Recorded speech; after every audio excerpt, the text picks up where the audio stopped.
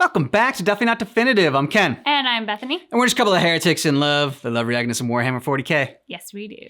So this is If the Emperor Had a Text-to-Speech Device. We're checking out Bro Trip 40,000, A Tale of Two Primarchs. This is episode 1 of that. So if you want all of our reactions to Warhammer 40k, we got a playlist in the description of this video. And if you want early ad-free access to our If the Emperor Had a Text-to-Speech Device, then go ahead and check out the description of this video for a link to Patreon. You can get a month ahead on our reactions there. Yep. And because it's Warhammer 40k. We have a drink. The one and only shot in the Definitely Not Definitive universe right now. Oh. There you go. This is the Flaming Heretic. Don't try this at home. Don't try this at home. The taking a shot part at home is fine, as long as you're 21. Just the lighting on fire, that's not recommended. Best to save that to the experts.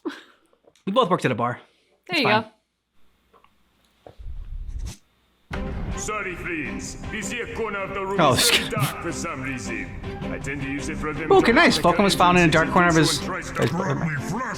Seems he's gone insane. Fresh air upon my skin is like the flensing daggers of 1,000 medial urchins going in a sack of potato. His mental state isn't great. Silvery cat dude. What have I not been able to gaze upon in the halls of the Imperial Palace that Magnus the Red, 9 times damned traitor, could so easily slip inside? Orvis! Oh, I've missed you, friend. Need to go to the Imperial Palace, like, right now. But the skeletal remains must too be embraced, they do. One brittle bone at a time. But first, I must make a tour of the Imperium of Mars. It has been too long since I have gotten a breath of fresh air. We shall see the works we fought for, and after that, we shall see at that point. That sounds like the worst idea for a spin-off ever. Now let us all go. Adventure! Yes! Adventure! Full of contrived lore explanations. I kind of like that though. I like the pop-ups. Explaining the lore as we're watching it.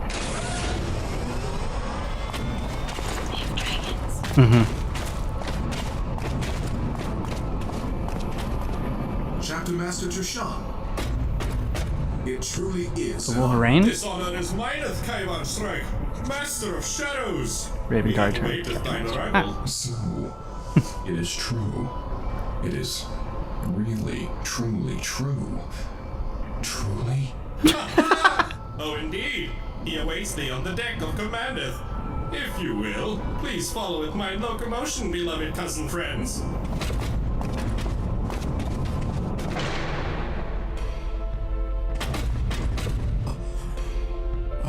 By the forests of Kievar. My Primarch. Children dearest, deliverance hath come. My Primarch. The Raven Guard has served loyally in your name throughout the eras. Ever have we chased your shadow in quest I think we learned about them. The Raven Guard is one I really liked. to follow. Probably because of the your Wolverine. silent footsteps. You need not seek mine shadow any longer, children. Rather, it is I who shall join in yours, the shade shaped from your unflinching loyalty and staunched brotherhood for over 10,000 years. I shall serve alongside you, my sons. Together, we shall spread to all the light that graces our unworthy forms. For I swear to leave the ravens of Kievar nevermore. My hearts are exploding with pride, my father. Are we truly worthy? Don't die, Shrike. You'll shame the chapter. Shut your beak, Caddis. Rise, children. It is I who remains unworthy. But matters of extreme pressure have led me out of my box of quasi-eternal solitude. Extreme pressure? Was your fluid recovery system malfunctioning, Father? Grandpa's catheter. Not that kind of pressure. Oh. No. No. Please pardon him, Father. No, I deserve that. Hello! I am here too. Oh, of course. Please excuse me, Lord Father. You are nothing if not the politest little raven I ever did see. Vulcan, stop unintentionally murdering my son. My mistake. No. This is my fault. I shouldn't have acted so approachable.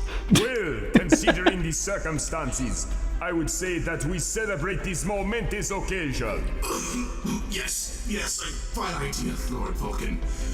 I suggest we mount a 19-day-long silent vigil so that we can at last seek full unity with our returned Primarchs and carry upon our shoulders the darkest black burden of this galaxy. 18-day-long naps. Blood and slaughter and doom. Totally. Whoa. I am unconvinced. Pardon my petulance, but need I remind you that Terra is in jeopardy? What?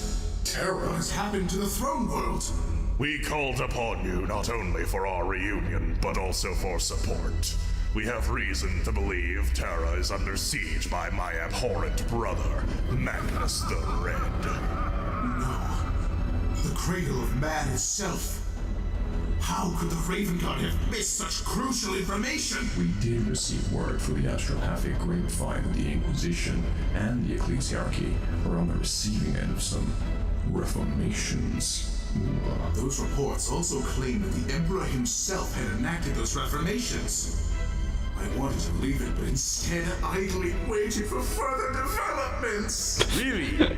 Remarkable. The prevention and expulsion of such organizations is something I definitely could see my father doing. Perhaps it is true. Or perhaps not. What we know for a fact is that Magnus ostensibly has access to the Imperial Palace and perhaps through that the High Lords. Surveying this critically, it would be quite simple to draw the conclusion that Magnus is planning something that bodes super ill. But what if father has returned and brought Magnus back into his fold? Come, brother, don't be ridiculous. Magnus killed you. All we know is that the throne world might be under siege, which is why we must make haste and flay him alive with your Excuse me, my lords. What is it, Bond's friend? The astropath wishes permission to enter the command deck. She has Rinsing urgent fluid reports. recovery systems. Ugh. Send her in. Master Sassafras, you may enter. Excuse my intrusion, lords? I have intercepted communications from a nearby subsector. What does this communique entail, astropath? Distress call from the planet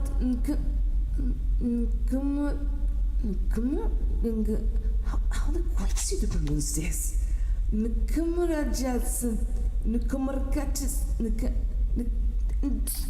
Something whatever. It is sent at the behest of the Katachan 2nd Regiment. They urgently need help defending the planet from a chaos threat. The Raven Guard Okay, fought like a with bikini the on. Katachan 2nd at the Damocles Gulf. I will not take Colonel Strachan for one to send distress calls, unless it is a very dire situation. I swear that man should have been a space marine. Then we shall travel to their aid. Vulcan, we must make for Terra. Human blood spilt would be 100-fold, 1,000-fold, if Terra were to fall. We must leave these guardsmen to their fate. My brother, whether or not Terra has fallen, we cannot neglect saving human life that is within our direct reach. The more we save, the more we can consolidate our forces for our merry crusade to Terra. These men shall join our ranks as friends of battle. I am surprised you are still capable of logical decisions. I'll be full of surprises. All right, let's make this quick. Adventure!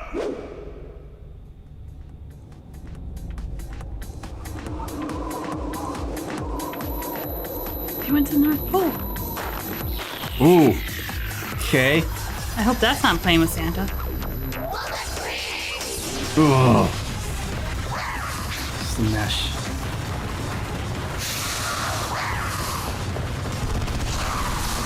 Ain't letting some prawn and bimbo ballerina He's a big boy with a big gun.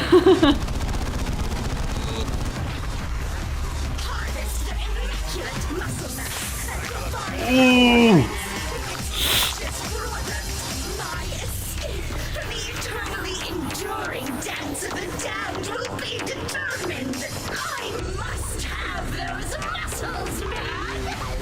Come on, what are you? Catacan jungle fighters or a bunch of spaghetti-limbed void-borns? Didn't your mother ever teach you to shoot straight? Don't answer that. Better question. Is this supposed to be a firing line? Well, line your fires. Connor, it's aim and shoot. Not aim and aim and aim and aim. Fire your damn weapon. Berzan, stop changing your guns like some spastic octopanda. Bossman, for the love of the Emperor, will you learn to reload on a sensible timescale? Or I will send you out with a rusty spoon! Double time, you damnable double bitch! Conrad, tie your fracking laces! Emperor's arse, do I have to do everything myself? Oh.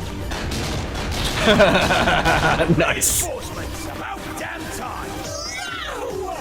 Those supplement swole is not genuine! Their tampered tissues will not please the prince! Force of Mortis! Belligerent bird bouncers! They try to two-time the mask! If I split you in twain, you might handle it better, demon scum. Nice. You are a child of the anathema! The master of mankind to you, craven filth. Oh, no! These biceps are not worth the banishment! I'm out!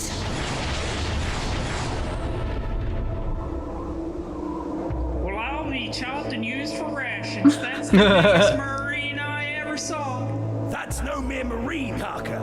That's Greetings, jungle freaks. You dare speak out of line, soldier! Holy shit, that one's even larger. I am Vulcan, Primarch of the Salamanders, and over there is my brother, Corvus Corax, Primarch of the Raven Guard. Emperor's teeth! I never thought I'd stand before one of the Emperor's own offspring. I am Colonel Strachan, and we are soldiers of the proud Catacan II. We salute you for aiding us with killing these horrific walking modern art projects. It is of no concern, but for your lives you are now indebted more than ever to the safeguarding of mankind. Now listen, and listen well. Terra is in peril. Your regiment, as well as every single other regiment your homeworld has to offer, shall help us to reclaim it. Oh, the throne world. Affirmative. The Catacan II hear Terra's call, Primarch. I'd rather drink grog shit and have my corpse lathered in acid grub gravy before I let some inhuman son of a four-armed whore lay as much as a squint on Terra's holy soil. A colorful way of putting it, Colonel. Let us make for your homeward, Colonel. From there, the campaign to rally regiments to our cause shall be an effortless endeavor. As a Catacan jungle fighter, you're always close to home. They too will hear the call, sir. Pack it up, men! We're heading home to Catacan! Yep, that one guy had a bikini on. Okay. Yep.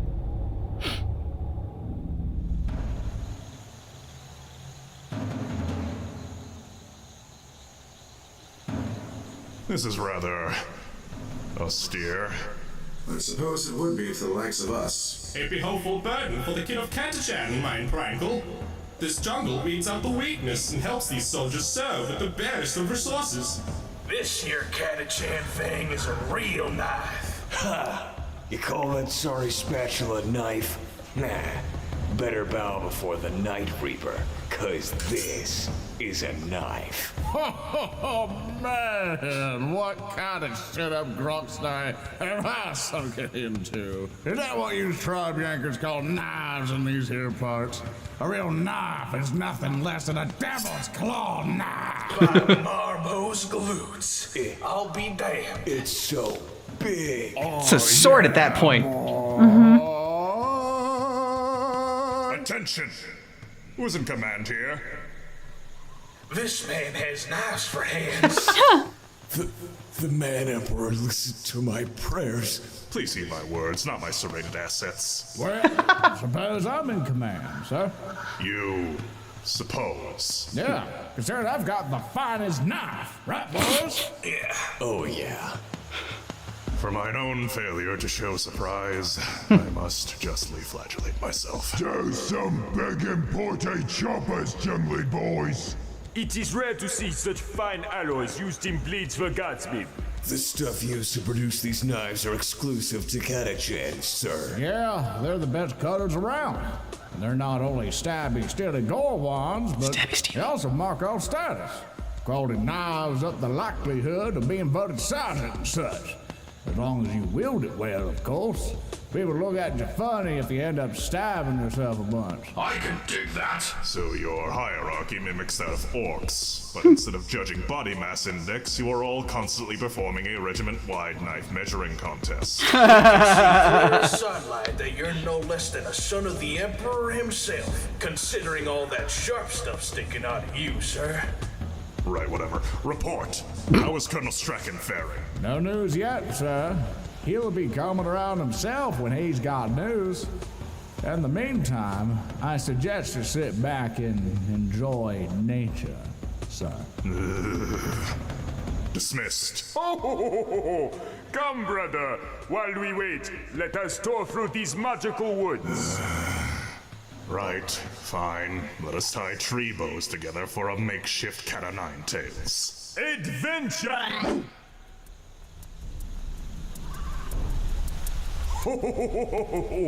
This planet humbles me to no bounds.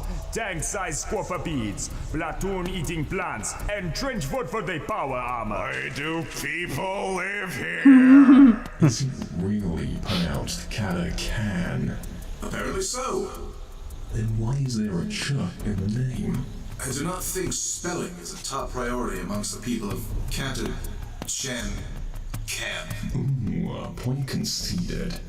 But I am honestly surprised that nearby society's chapters do not use this as a recruiting world. Fair point, Caddis. To merely survive here is a feat as taxing as the most grueling of Raven Guard trials. For none to capitalize on this hardy planet's offspring is Catch a bird in the forest, However, it's clearly. the Astra Militarum's way of proving that they too can provide incredibly effective soldiers without the need for exorbitant bio-enhancements. Their mere muscular presence bolsters morale amongst troopers, makes other regiments strive to be as prestigious, and makes the entire Astra Militarum look good by association. So, politics are to blame then. The commander of the Imperial Army is... Astra Militarum. The Wall of Guns requires this planet and its elite troops to prove a point. How repulsively bureaucratic. Well, this green murderous marble is a cherished part of Imperial history, my friends. The telling of its tales is greatly appreciated by the denizens of the Imperium, inspiring them to greater feats of loyalty. If its reputation is of such political leverage, how come these regiments aren't provided more effective war gear? Last I checked, bare pectorals are no substitute for flak armor. Is that not a good sign? The Katachan jungle friends can get their assignment done while wasting minimal resources. Knife, lasgun, big pair of boots, jungle pants, bandana, and optionally a top. Economic, effective, and appearance-wise very, what's a better word for marketable? Tactically inept. These war gear they sport effectively are their knives. I'm hardly sure how they even acquire them. Presumably, the local forge world deals them their knives in exchange for the steel alloys unique to this planet. I refuse to believe for a single second that the machine cult would ever willingly waste whatever minuscule amounts of minerals that can be mined off of this world on making knives for regiments that refuse to wear even the most basic of armors. Aesthetically, the Katachans make up for their lack of war gear. Aesthetics are as important, if not more so, than effectiveness in combat, as the Emperor himself has obviously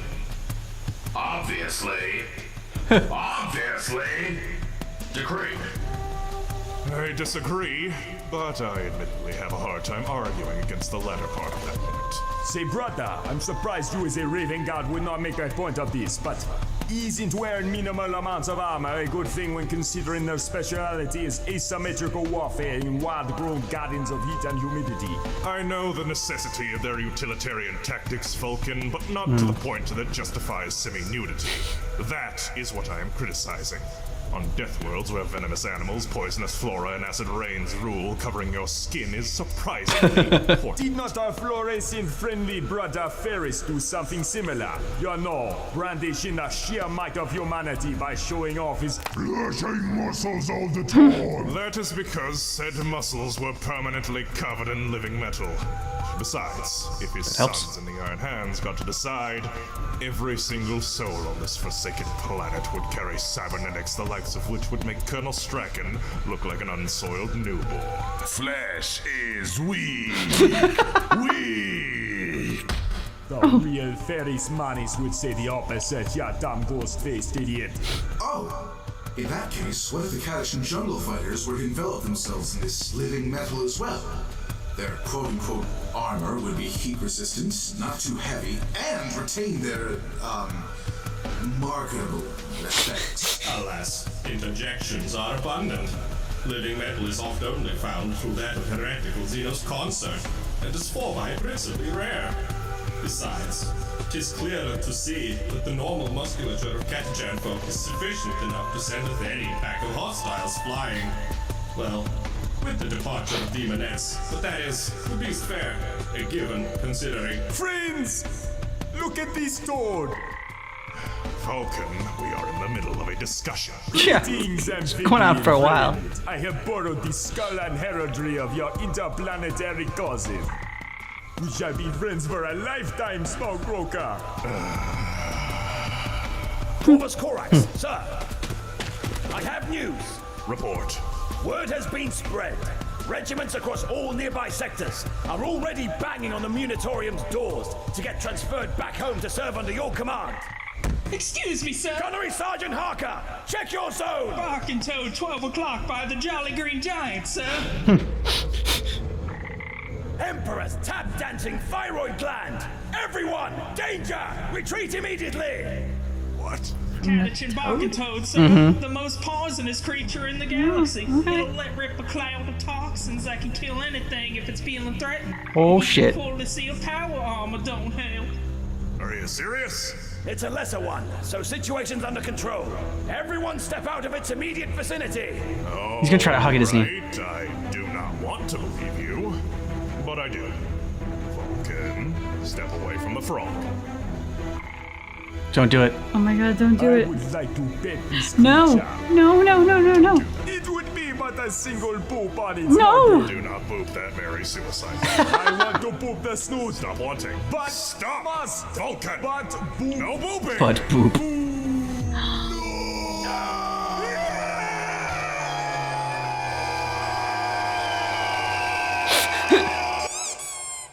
Oh. Oh. Oh.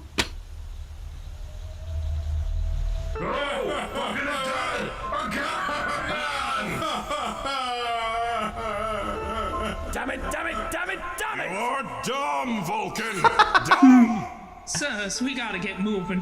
Whereas they are them barking toads moving close proximity to one another this time of year. Wouldn't want to meet one of them greater toads that hop around. Killed his little son. Why is there one on my head? No Emperor damn wonder, I say. They're attracted to the smell of ammonia. You should have really gone and taken a shower, sir. Them greater toads have their toxins travel a kilometer in seconds when detonating. We're all dead, man. No. How? Why? How could I let this happen? The Raven God outstayed by a toad? This is the worst day. Vulcan is dead. I'm sorry. Galaxy, thy grim darkness is ludicrous. Everyone, calm So yourselves. dramatic. Evacuate the area. I shall remain, but still suckles on mine ammonia-ridden scalp. But Primarch, we cannot leave you to this fate. We could never do such a thing. Kayvon, Codus, do as I say. Your fate is that of the Raven. This toad, however, is mine. My penance for crimes committed. It is a just fate, and I accept it. I was not meant to return. The galaxy needs you, more than it needs me. Fine jest, sir. But there's an issue. That toad's slowly sliding off your greasy, unwashed bush of a hairdo. Before we can get out of Dodge, that toad's gonna be falling down like a warhead, killing us all. And you talking ain't making things better. You shall not die. No! I shall not share this punishment with anyone else. Fly away. You cannot mean. Farewell. Must yet make your way to Terra without me. Do not allow Magnus the Red to threaten Soul with his malignant presence. Vulcan will lead you well. Whenever he wakes up from his self-imposed death nap. Okay, bye.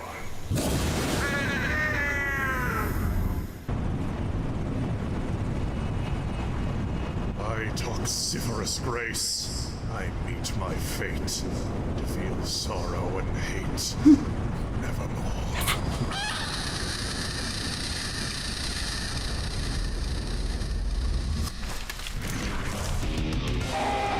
Yes!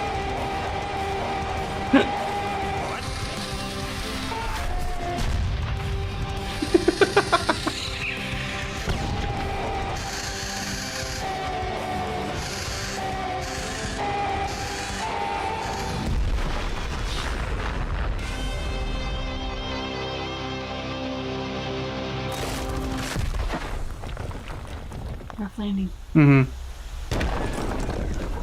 Why am I alive?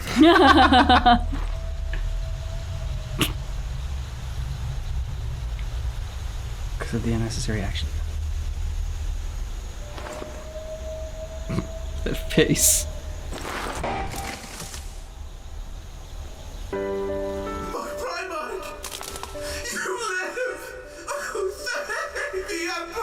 Unsure how you managed to survive, but I reckon that's the makings of the Emperor's work at work.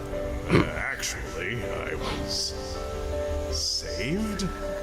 A jungle fire like you came flying, literally flying, from the jungle below, delivering my head from the grasp of that nuclear amphibian. Well, I'll be damned. That must have been Sly Marbo. Yeah. Who is this enigmatic figure? He's a rare sight, even here on his home planet. He's a bog-standard jungle fighter, only a private in fact. But he's so good at what he does, he's been awarded the Star of Terror more times than anyone in the galaxy, as far as I know. The Star of Terror is the highest military honor a soldier could achieve in their lifetime. And you're saying he has achieved a star multiple times. More than once. Private Marbo may be half crazy and have eyes as pretty as a corpse's, but the boy's a saint is what he is. A living, bleeding saint. But without the whole wings and dove shit. I once heard Marbo was a Mr. Prima. I can attest on that not being true. But I nevertheless owe this man my life. Pardon me, but I must ask, how did he manage to, well, fly? Oh, he can't fly or anything. But his aerodynamic musculature and knowledge of Katakan jungle tree buoyancy can help him simulate flight. The crazy bastard. Oh. Wow. Perfect. He's truly proven himself this time around. As he's technically part of my Katakan second, I sure do hope he joins us on this Terran crusade business. I would demand no less. If he represents your greatest warriors, I can see huge potential in you all by association. Just like you do the Militarum at large, I realize. I am grateful to have troops such as yours join us in our crusade. Thank you, sir. Thank you. Yes! Hey, he's back. Stormman Commando friends have officially joined us on our journey. Holy shit! Only drill instructor Barnes could see me now. That was good, but I missed the Emperor and Kitten and Magnus, the people that we've been following for this entire time. I like Corvus, though. I think it's tough to have something that is like 30 minutes long in which we're not touching on any of our main characters. Mm-hmm. I mean, that was a spin-off, but like it's still kind of part of the whole if Emperor had text-to-speech device thing. And it's like, it felt like if we skipped over it, we would have missed something. Yeah, like, I don't know, even in spin-off shows, there's usually like the cameos from the cast of the original show that come in. And so like you have a little bit of that connection to basically smooth the way for the new show to acquire the old audience and build a new audience of its own. And so I think it felt just a little bit stark to go without our main characters at all. I enjoyed the toxic toads, though. That was something just ludicrous and fun. I like the fact that, like, as they're introduced, they just seem kind of like a funny monster. And then the shirtless military guys show up and they're like, oh, it's the most deadly thing in the world. Yeah. And then he does detonate, he goes off, and it's just one. And so you're like, I mean, okay, that was bad, but just don't stand as close as that guy and you're fine. They're like, oh no, the bigger ones are coming. And like, they're always together. And to land right on Corvus's head was perfect and just delicious. And then him going into this whole like sacrificial thing and as you rightfully said, quoting Edgar Allan Poe, like that was just a very a fun way to kind of like wrap up all of the drama and melodrama that had taken place in this episode. I also like the addition of the little lore information like in the upper corners, adding to some things that, you know, people that aren't familiar with Warhammer 40K might go over their heads. You know, I mean, sometimes like there's a lot going on, so sometimes I felt like reading that might have missed like a joke here or there that from the show. But I did appreciate that they added that. I thought it was a good idea, and I hope they going forward they keep that up. Yeah, I very much enjoyed it because it did help provide context on things. I also, as you just said, was feeling like I was missing one or the other a lot of the time. Like if I focused on the pop-up, I missed what the dialogue was. If I focused on the dialogue, then I definitely didn't see the pop-up. And the pop-up seemed to go a little bit quick. So it felt like you couldn't smoothly watch it and digest the pop-ups. Like it felt like something where we have to like pause it. Yeah, and I thought about pausing it too. I'm like pausing it, but I'm like, I don't like pausing it because like, I don't know, it just ruins the flow. That's it. Like that would not be fun. I mean, I think it would be frustrating for us. I think it would be very unfun to watch as an audience. But it felt like the way that they set this up demanded that. So it would be something where like, you know, watch it once, then go back and watch it. Like watch it once for the dialogue, then go back and watch it for the pop-ups or vice versa. Or just be very dedicated to pausing a lot. True. And hope that you can somehow still take away a cohesive story and flow as bouncing your eyes back and forth to read between everything. Let us know what you thought about this down below in the comments. And if you want early ad-free access to our If the Emperor Had a Text-to-Speech Device reactions, check out the description of this video for a link to Patreon. Thanks so much for checking out our reaction for Bro Trip 40,000, A Tale of Two Primarchs, but just keep in mind that our reaction is definitely not definitive.